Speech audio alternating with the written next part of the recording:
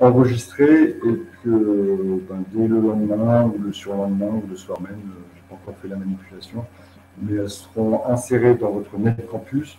Bon, je mettrai un titre et un bloc spécifique pour ça.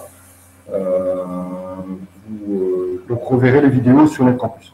Ce qui ne veut pas dire qu'il faut s'abstenir de venir au cours ou d'assister au cours, puisque il y aura des éléments obligatoirement d'interactivité qui seront plutôt utiles et nécessaires quant à l'apprentissage de tout le programme qu'on a à voir pour cette deuxième année. Alors pour certains d'entre vous, je vous connais, notamment les étudiants de ville, hein.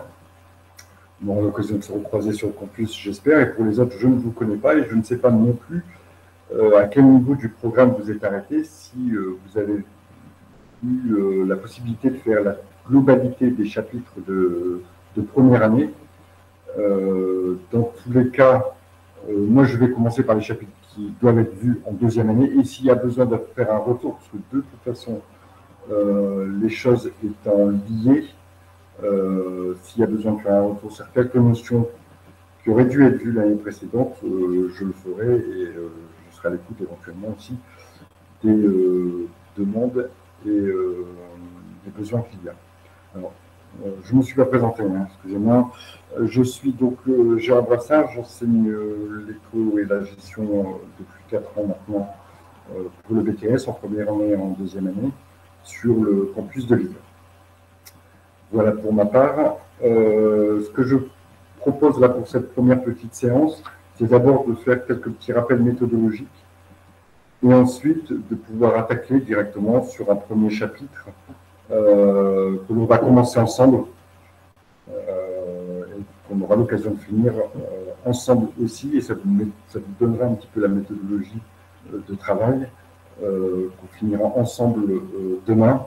Et normalement, on est en cours encore cette semaine, je crois que ça doit être vendredi, puisque c'est un petit peu modifié. Ça doit être vendredi, il me semble. On verra aussi ce cours dès vendredi. Alors, au niveau de la méthodologie, comment on va travailler? Alors, vous êtes nombreux, d'accord? Vous êtes nombreux, puisque là, je vois, alors je ne connais pas exactement le nombre d'étudiants qu'il y a, mais là, je vois par exemple qu'il y a 42 connexions, 42 étudiants connectés. Donc, effectivement, ça va être compliqué d'interagir tout le monde.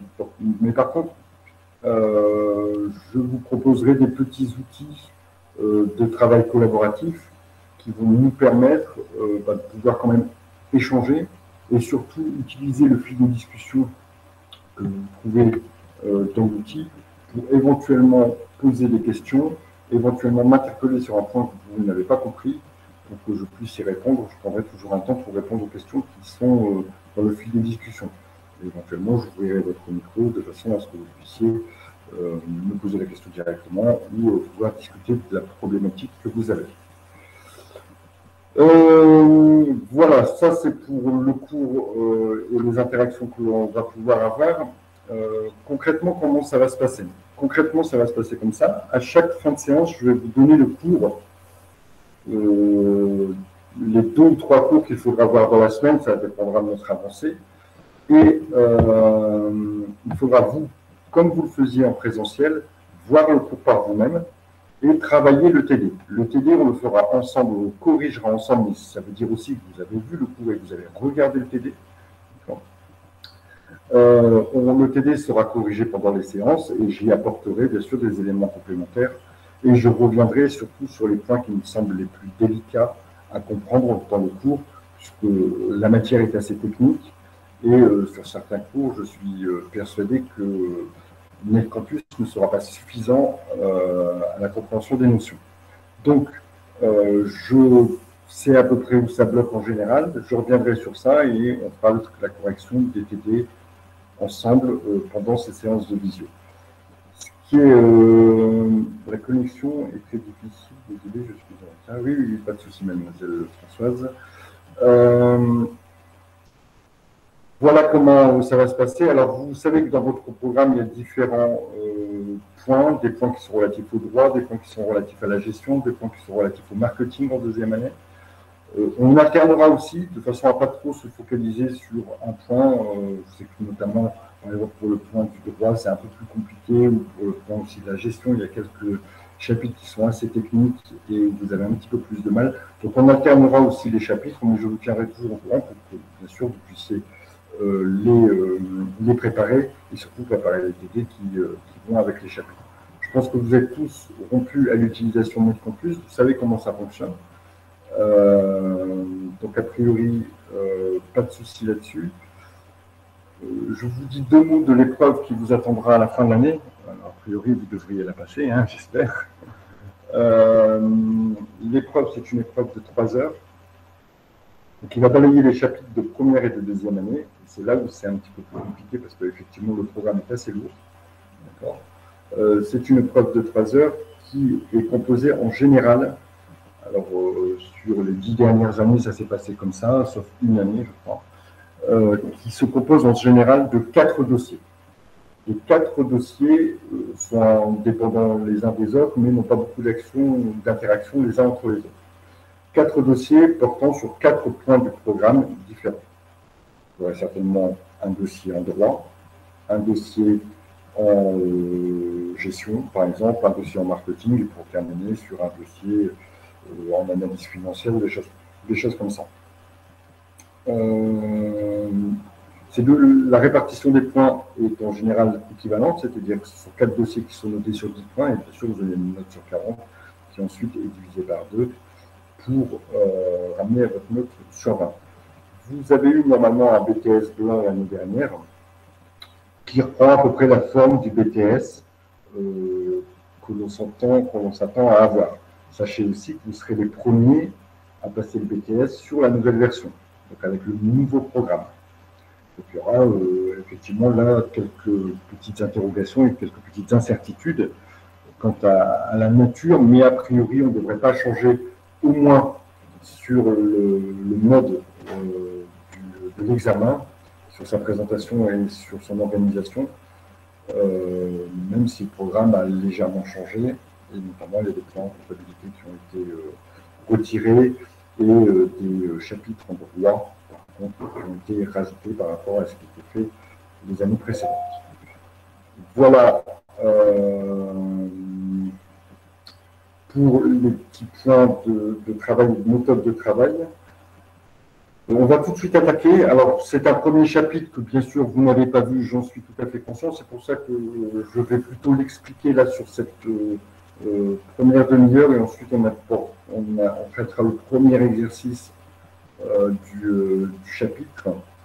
Nous allons travailler sur le chapitre de la modification, de la suspension et de la rupture du contrat de travail. Normalement, c'est le premier chapitre de l'année, de la deuxième année. Alors, je vous peut-être conseille de suivre, parce que je vais suivre un petit peu ce qui est indiqué sur votre cours NetCampus. Donc, le titre exact du chapitre. Je vais le reprendre. Donc, ça doit être modification et suspension et rupture du contrat de travail. Donc, on va là, pendant une petite grosse vingtaine de minutes, attaquer sur la partie modification de la relation de travail. Excusez-moi. Oui. En fait, sur NetCampus, nous n'avons pas ce cours-là. Ce qui apparaît, nous avons la gestion budgétaire, du budget de TVA au budget de trésorerie. Très bien, mademoiselle, vous avez bien fait de me le dire. Alors, je vais vérifier que ce cours vous soit libéré. Vous avez vérifié quand? À l'instant, là. À l'instant. Alors.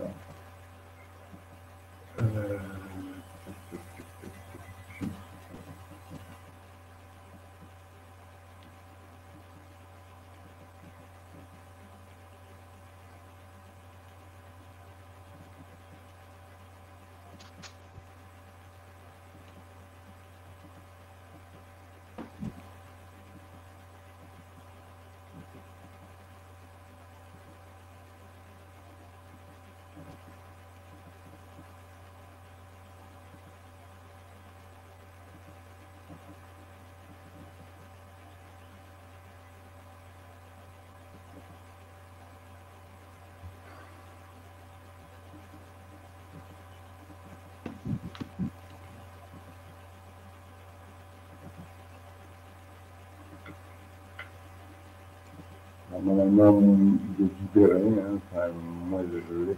Alors, peut-être que je le libère pour chaque public. Apparemment, j'ai interrogé les personnes de ma promo et ils sont dans le même cas que moi.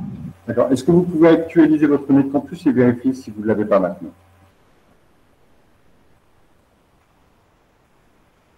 Ah, ça y est, c'est bon. Merci beaucoup. Donc, c'était de ma faute.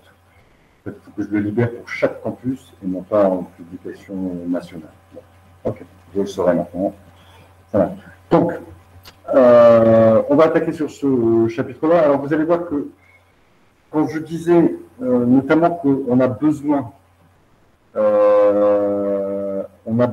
des éléments de première année pour approfondir et voir les éléments de deuxième année, on est dans un cas typique où on va d'abord parler de la modification du contrat de travail et pour ça, on a besoin d'avoir bien compris les notions de contrat qui sont issues du droit commun des contrats que vous avez vu normalement en première année. Et on a besoin aussi d'avoir les notions du contrat de travail, que normalement vous avez vu aussi en première année, et que je vais rappeler très, très brièvement. Hein. Mais vous voyez qu'on a besoin des notions de première année pour bien comprendre les chapitres de deuxième année.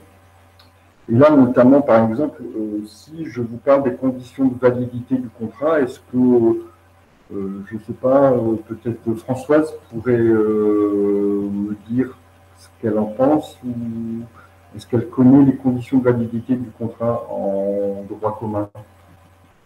Oui. Allez-y. Il faut que la capacité juridique des parties. Oui, très bien. Il faut qu'il soit licite et certain. Le contenu, oui.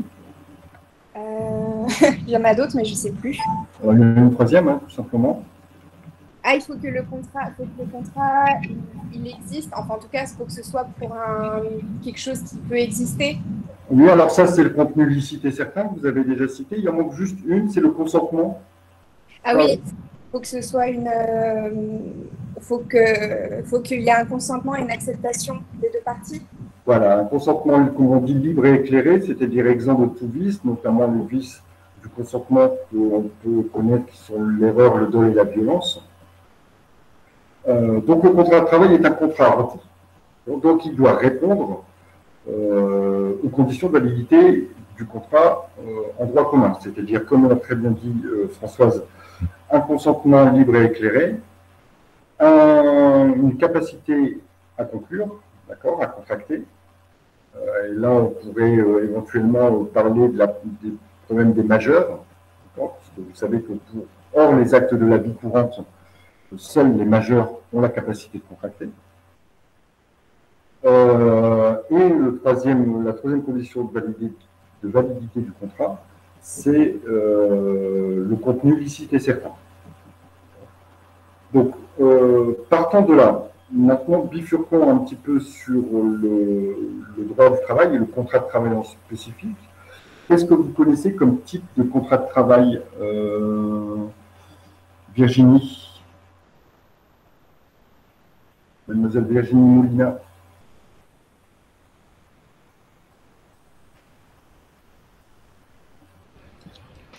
Oui, excusez-moi, je ne trouvais pas le bouton pour le micro.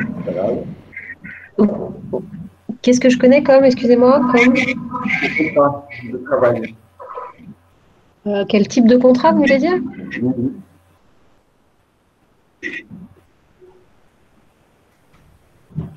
Comme CDI, CDD, par exemple, intérim. Donc, vous m'avez dit le CDI, le contrat à durée indéterminée, le CDD, le contrat de durée déterminée, à durée déterminée. Vous m'avez parlé aussi du contrat de travail temporaire, d'accord, où là, la relation n'est pas une relation de contrat de travail, enfin, il y a une relation de contrat de travail entre l'entreprise d'intérim et, bien sûr, le salarié, mais pas entre l'entreprise qui utilise le salarié et le salarié lui-même, d'accord. Alors, nous, on va s'atteler sur deux types de contrats, le CDD et le CDI. Et notamment dans cette première partie, on va parler des modifications du contrat de travail à durée indéterminée. Aujourd'hui, il y a 5 points qui sont, on va dire, des parties essentielles du contrat, des données essentielles du contrat de travail. Bien sûr, on parle du contrat de travail. Hein. Ces 5 points sont la rémunération, le lieu de travail, c'est-à-dire où le salarié est censé réaliser sa prestation de travail, le poste qu'il va occuper, le volume horaire qu'il va faire, en sachant qu'un contrat de travail à temps complet, c'est 35 heures par semaine, soit 151,67 par mois. Et ensuite, les horaires qu'il va avoir. Donc, ces 5 éléments sont 5 éléments essentiels. À partir du moment où un employeur décide de modifier un élément parmi ces 5, on va devoir procéder par une procédure particulière. Pourquoi? Parce qu'on a cette donnée qui est la force obligatoire des contrats ou le caractère intangible des contrats. Et ça, vous l'avez vu l'année dernière en droit commun, c'est-à-dire qu'un contrat qui a été établi, qui est bien sûr valide et régulier, entre 2 personnes, il a ce qu'on appelle une certaine force obligatoire. Ça veut dire que quand le moment où vous vous êtes engagé, vous avez contracté, vous êtes obligé de réaliser la prestation pour laquelle vous avez contracté. Ici, c'est une relation de contrat de travail. D'un côté, on a l'employeur qui a ses obligations, nées du contrat, et l'employé, le salarié, qui a lui aussi ses obligations qui sont nées du contrat. D'accord? Donc, le caractère, la force obligatoire oblige les parties à exécuter le contrat. Ça, c'est la première chose. Et ensuite, un contrat qui a été fait ne peut pas être modifié. Ça, c'est la première partie que je vous ai expliquée, c'était le caractère obligatoire, la force obligatoire du contrat. La deuxième partie, c'est son côté intangible. C'est-à-dire que le contrat ne peut pas être modifié unilatéralement par une des parties. L'employeur seul ne peut pas modifier un contrat. À partir du moment où il touche un des 5 éléments essentiels faisant partie du contrat et qu'il veut le modifier, il ne peut pas le faire seul. Ce qui veut dire quoi? C'est qu'il veut dire qu'il va devoir recueillir l'approbation du salarié, son consentement. Alors, imaginons, par exemple, je suis employeur, j'ai un salarié qui exécute un contrat de travail pour moi. Au titre de ce contrat de travail, le salarié est rémunéré à 12 € brut de l'heure. Pour X raisons, et qui peuvent être tout à fait valables, hein, ça peut être des raisons économiques, par exemple, je désire baisser sa rémunération parce que ça met en danger la pérennité économique de ma structure. Si je veux modifier cette donnée, qui est un des éléments essentiels, donc vous devez connaître les 5 éléments essentiels, absolument. Bon. À partir du moment où je veux modifier une donnée qui fait partie des 5 éléments essentiels, je ne peux pas le faire de façon unilatérale, c'est-à-dire tout seul, d'autorité. Je suis obligé de recueillir l'approbation du salarié.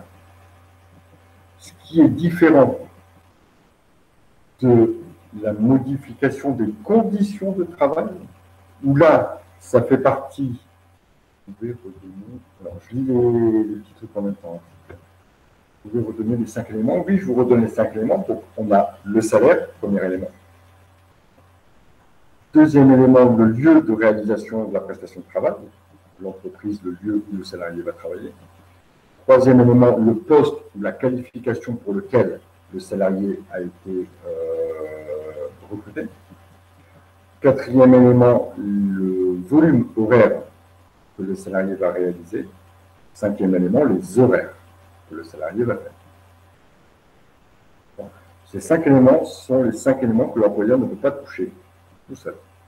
Il est obligé de proposer la modification au salarié.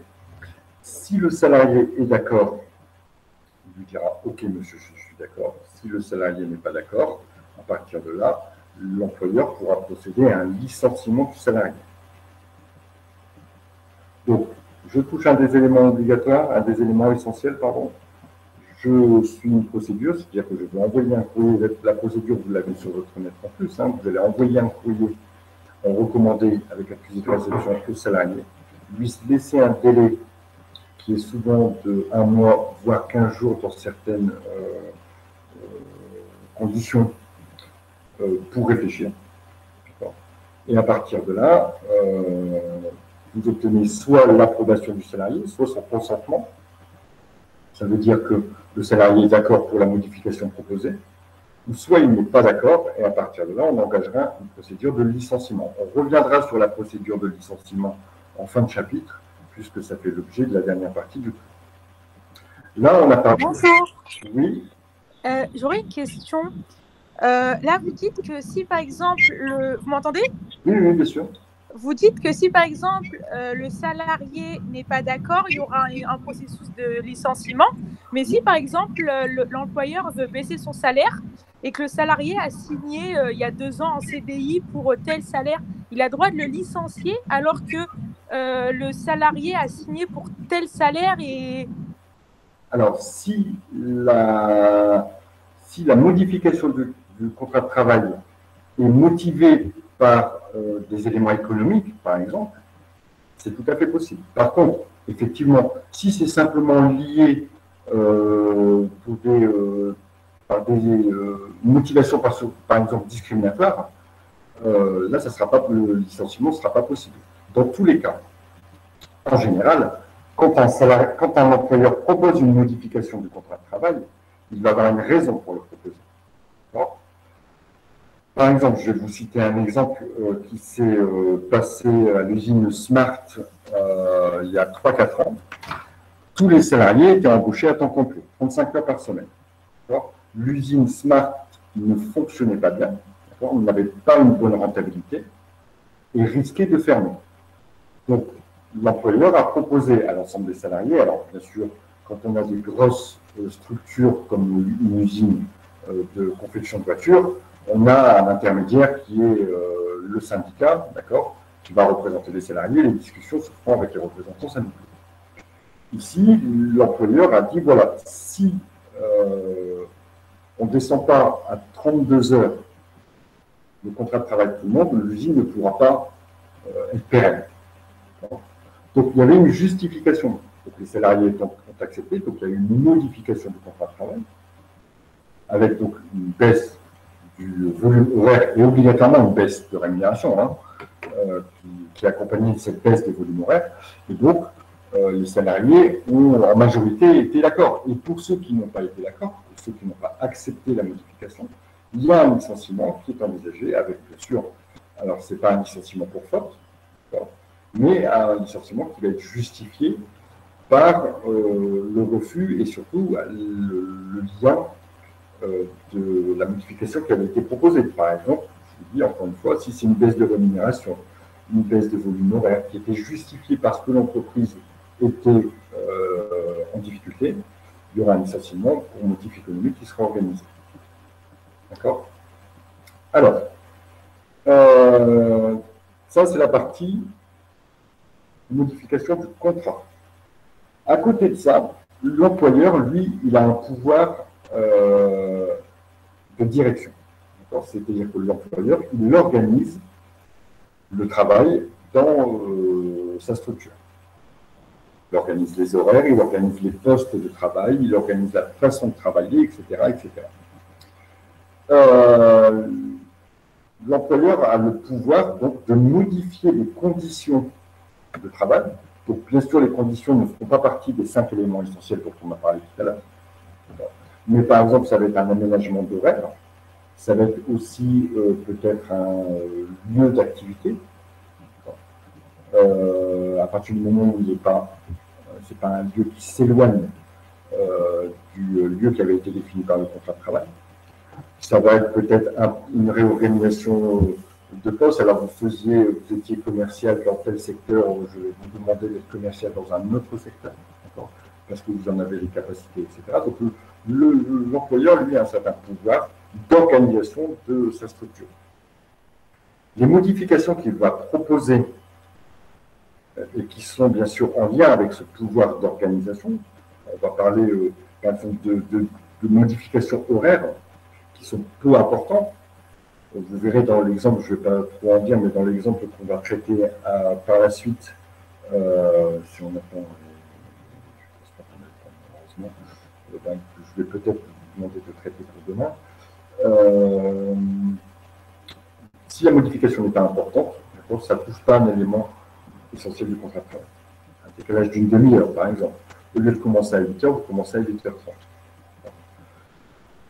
Là, on est dans de l'organisation. Si on est dans cette organisation, l'employeur a le droit de l'imposer au salarié. Le salarié peut toujours le refuser, mais à ce moment-là, il aura aussi une procédure de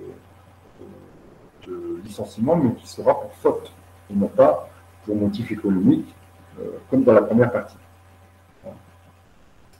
Donc, voilà les deux points de la modification du contrat de travail.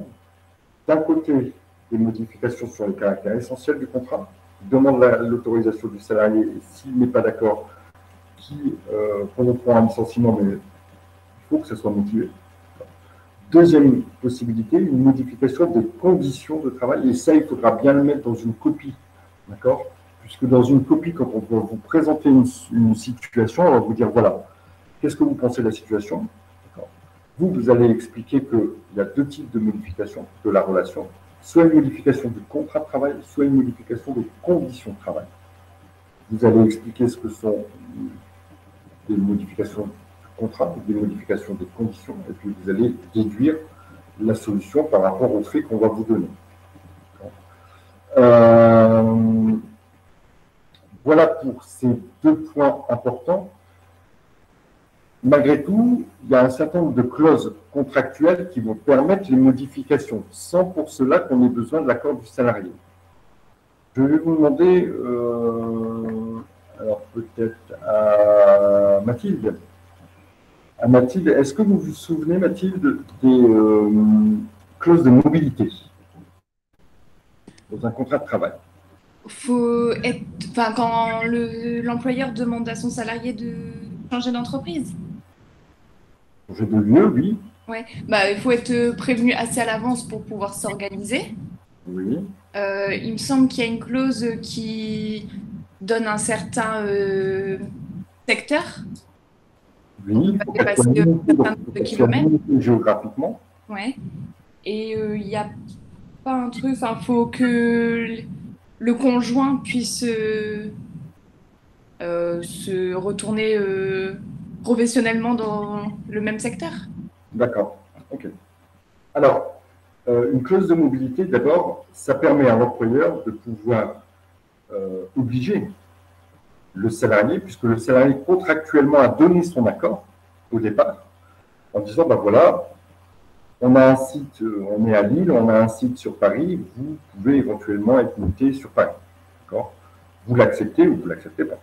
Donc, contractuellement, c'est une clause qui fait partie des stipulations contractuelles et qui est indiquée au contrat, et elle permet à l'employeur, à un moment donné, dès qu'il va mobiliser cette clause, dès qu'il va utiliser cette clause, d'obliger le salarié à changer son lieu de travail, puisque le salarié était d'accord au départ. Donc vous voyez que, malgré tout, une modification du contrat de travail, elle ne va pas forcément, pas une modification, mais un changement de lieu du travail, d'exécution du contrat de travail n'est pas forcément une modification. Elle peut être le jeu d'une clause de mobilité. Voilà, comme des modifications de rémunération peuvent être aussi le jeu de clauses du contrat, notamment quand on a des primes ou des éléments variables dans le salaire. Ça, il faut en prendre en compte quand vous allez aborder un problème. Parce que si, dans l'énoncé du problème, on vous parle d'une clause de mobilité et qu'ensuite, on vous dit que l'employeur entend muter un salarié à tel endroit, ce n'est pas une modification, puisque c'est prévu dans le contrat. À partir de là, comme l'a dit Mathilde, effectivement, il y a une procédure. Là, je vous renvoie sur votre cours de première année, puisque c'est un élément qui a été vu l'année dernière, où effectivement, l'employeur doit laisser le temps au salarié. Il ne peut pas lui dire demain, tu es muté à Paris. Il est obligé de lui laisser un temps suffisant pour que le salarié puisse se retourner, trouver un nouveau logement, éventuellement inscrire ses enfants dans des écoles, etc. etc. Alors généralement, l'employeur va prévoir pour la rentrée de septembre ou pour un début d'année au mois de janvier. Vous voyez, il ne va pas tout faire au milieu de l'année de façon à pouvoir à ce que le salarié dise bah non, moi, je ne peux pas parce que je ne peux pas inscrire mon gamin dans telle école, etc., etc. Alors, si il y a un souci, que ce soit concernant la modification du contrat de travail ou concernant la modification des conditions de travail, s'il y a un souci qui naît parce que mon employeur a décidé de me faire changer d'horaire alors qu'il n'y a aucune raison pour qu'il me fasse changer d'horaire, par exemple. Si un litige naît entre l'employeur et l'employé, quelle est la juridiction qui va être compétente pour connaître de ce litige? Alors, qui veut se lancer? Je n'ai pas tous vos prénoms. Les prud'hommes. Mademoiselle, vous êtes Chloé, Oui. c'est ça? Chloé. Effectivement, ça sera le Conseil des prud'hommes qui, lui, est compétent pour connaître tous les litiges entre les salariés et l'employeur, les litiges, bien sûr, qui sont en relation avec le contrat de travail. Imaginons un salarié a volé dans la caisse du magasin, il y a un litige, d'accord? Ce n'est pas le tribunal des prud'hommes, ce n'est pas le conseil des prud'hommes qui sera compétent, puisque ce n'est pas un litige qui est né de la relation de contrat de travail. Ici, le tribunal correctionnel, notamment, qui sera compétent. Alors, on va lire ensemble, je vais partager mon écran, on va faire un partage d'écran.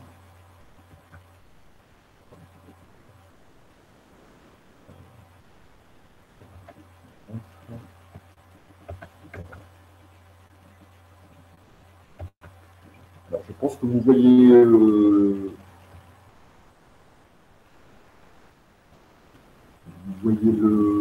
l'exercice. Oui. Vous me confirmez? Ok, ça marche. Donc, on va le lire ensemble, on va commencer à réfléchir un petit peu sur les questions qui sont posées. Et c'est un exercice typique BTS. On vous donne une situation. Alors, il y a des éléments qui sont intéressants et des éléments qui sont complètement factuels, complètement pour vous mettre dans l'ambiance du cas. Quand on lit un énoncé comme celui-ci, il faudra bien regarder ce qui est intéressant et ce qui n'est pas du tout intéressant. Par exemple, ici, on vous dit que l'entreprise Dozic SARL est spécialisée dans la confection de plats régionaux traditionnels.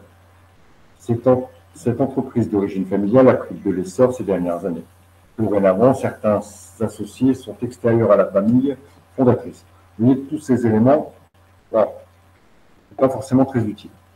Alors, cette dernière conserve un pourcentage suffisant pour gérer l'entreprise. Le développement génère de nombreuses questions, aussi bien à la gérance qu'au niveau des assemblées générales. Donc voilà, ici, par exemple, pour notre cas, on n'a aucun élément important.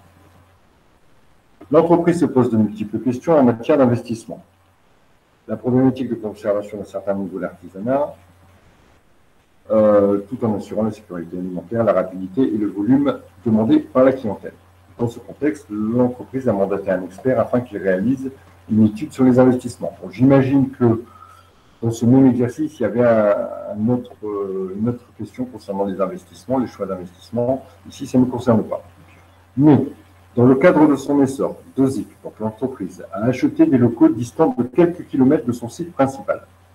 Là, c'est un élément important. On vous donne une première précision. Il y a des autres locaux qui ont été achetés et qui sont situés à quelques kilomètres. L'entreprise pense y déplacer une partie de sa production et revoir l'organisation de la production déplacée, horaires, taille des équipes, etc. Voilà. Il n'y a que ce dernier bloc qui nous intéresse pour répondre aux questions. Première chose, la mutation des salariés vers le nouveau site constitue-t-elle une modification du contrat ou une modification des conditions de travail? Justifiez votre réponse dans ce cas. Alors. Bonjour. Bonjour. Allez-y, dites-moi qui vous êtes. Bonjour, c'est Charlotte. Bonjour Charlotte. Vous voulez répondre peut-être à la question? En fait, oui, mais je me posais juste une question avec le cours de base du coup, parce que vous avez dit que, par exemple, si le lieu il n'était pas si loin que ça et que les horaires n'étaient pas tant modifiés que ça pouvait être seulement des conditions de travail. Alors qu'en soi, les horaires et le lieu de travail, c'est aussi dans les éléments essentiels du contrat.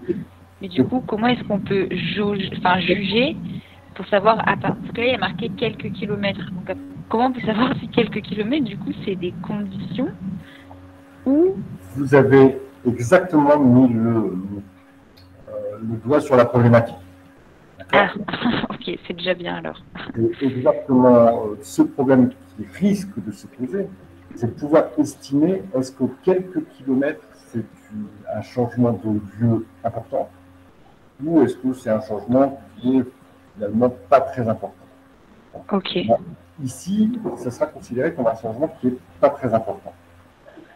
Parce que c'est précisé, je pense, quelques kilomètres, alors que horaire, c'est pas précisé. Donc là, ça pourra peut-être être dans les éléments essentiels. De toute façon, concernant les horaires, on vous met les nouveaux horaires et on va voir que pour une équipe, notamment, les horaires sont largement modifiés.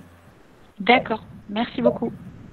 Par contre, effectivement, si on vous avait dit que le site est à une centaine de kilomètres, imaginez-vous, hein, vous vous rendez à l'hôpital qui se trouve à Lille, et puis vous êtes muté dans un hôpital qui se trouve au sud de Lille, donc il y a quelques kilomètres.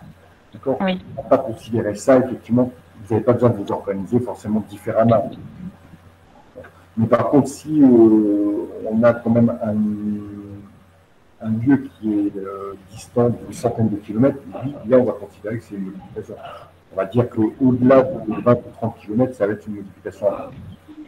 D'accord. On va tout le temps vraiment, dans l'énoncé, on va orienter les choses de façon à ce qu'effectivement, même si vous en discutez, même si vous dites, voilà, quelques kilomètres, ça ne veut pas dire grand-chose, clairement, mais on va considérer que c'est une distance qui est largement acceptable comme une petite modification et non pas une modification importante.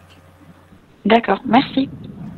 Donc ici, on vous pose la question, qu'est-ce que vous pensez de cette modification vers le nouveau site? Donc, moi, je dirais oui. Enfin, ça nécessite une modification du contrat de travail et des conditions de travail. Alors, c'est l'une ou l'autre. Je dirais modification de conditions de travail parce qu'ils vont changer de locaux. Donc, ça va modifier les conditions de travail. Ça va peut-être leur rallonger leurs horaires le trajet, les horaires de travail, du coup. Éventuellement, ça ne conviendra pas à tout le monde. Ici, sur la première question, on ne vous parle que de la modification du lieu. D'accord ? Les horaires, ça sera abordé dans la deuxième question. Et là, il faudra effectivement discuter des horaires, parce qu'on va vous les donner, les horaires. On va vous donner les nouveaux horaires. Bon. Ici, mais du coup, là, comme il y a marqué quelques kilomètres, finalement, c'est acceptable. Voilà. Donc, c'est conditions et pas éléments essentiels. Voilà. Donc, vous avez le choix entre ces deux-là. Vous allez prendre votre décision. Et à partir du moment où là, la réponse qui est attendue, je pense qu'elle est plutôt de nature à modifier les conditions de travail et non pas modifier le contrat de travail. Mais si vous arrivez à justifier que quelques kilomètres, c'est important, par exemple, si on est en région parisienne, d'accord ? Si vous êtes au nord de Paris ou au sud de Paris, ce n'est pas du tout la même chose. Je pense notamment au temps de trajet ou au temps dans les transports, etc. Bon, si on est plutôt en province ou à la campagne et qu'il y a 3 km qui séparent le premier site de l'autre site, ça ne va pas être une modification, ça sera pas une modification du contrat, mais bien une modification des conditions. Donc, on pourrait très bien entendre une modification du contrat si l'entreprise est en région parisienne et que, alors je ne connais pas Paris par cœur, mais qu'on déplace le site du nord vers le sud de Paris, là, effectivement, on n'est plus sur les mêmes données. Donc, tout ça est une affaire de justification. Ici, on peut très bien, alors on ne sait pas où se situe, mais bon, c'est des produits régionaux traditionnels, on peut imaginer qu'on est plutôt à la campagne, même si ce n'est pas donné, même si ce n'est pas indiqué. On va plutôt indiquer qu'effectivement, on est sur une modification des conditions de travail, qu'à partir de là, ça fait partie du pouvoir de l'employeur, d'accord, qui peut l'imposer au salarié, donc il va informer le salarié. Si le salarié n'est pas d'accord, quelle est la procédure à suivre? Là, l'employeur va procéder par un licenciement pour faute, parce qu'il ne veut pas se conformer aux directives, donc, quelle est la procédure? D'abord, il va informer le salarié des modifications. Il va bien sûr lui laisser aussi un temps pour s'adapter aux modifications. Alors, ici, les modifications, le temps, voilà, ce n'est pas forcément un temps qui va être important. La loi ne dit pas combien de temps il faut attendre, d'accord?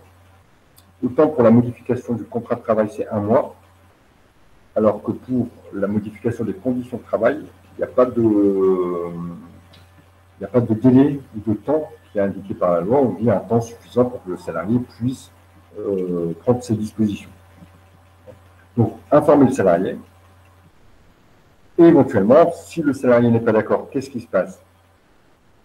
Deux solutions. Soit on abandonne la modification, soit l'employeur dit bon, c'est tout, il ne veut pas, c'est tout. On reste avec les choses actuelles. Ou soit, effectivement, il va procéder à un licenciement pour faute du salarié parce que le salarié n'a pas voulu accepter les modifications. Alors, concernant maintenant la deuxième question,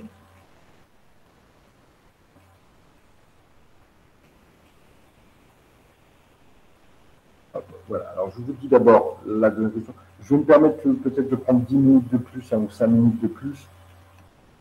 Comme ça, au moins, on aura fini ce premier exercice. Ça évite de recommencer la séance demain au milieu. Alors, ça ne va pas prendre très longtemps, vous verrez. Vous avez déjà compris un petit peu comment ça fonctionne. Ici, on vous parle donc de modification horaire. Et on vous dit, voilà, même question que tout à l'heure, les horaires, c'est plutôt une modification du contrat de travail, une modification des conditions de travail, procédure, et que se passe-t-il? Alors, si on regarde bien, vous voyez que voilà. Sur la première annexe, sur le premier tableau, vous voyez les horaires actuels. Donc, vous voyez qu'il n'y a que 2 équipes qui font 7-16 heures pour la première équipe et 16 heures minuit pour la deuxième équipe, et ça tout au long de la semaine. On ne parlera pas de la permanence ici, ça n'a rien à voir. Sur les modifications qui sont envisagées, l'équipe A fait 6h30, 15h30, l'équipe B fait 15h, 23h. On voit ici que ce soit pour l'équipe A ou pour l'équipe B, ce ne sont pas des modifications très importantes. Il y a au mieux 1 heure de décalage. Et alors que vous commenciez à 16h ou que vous commenciez à 15h, bon, ça ne change pas grand-chose. Que vous commenciez à 7h ou à 6h30, pareil, ça ne change pas grand-chose dans votre vie. On peut l'imaginer. Dans tous les cas, ça ne pourrait pas être considéré comme une modification du contrat, mais encore une fois ici, une modification des conditions.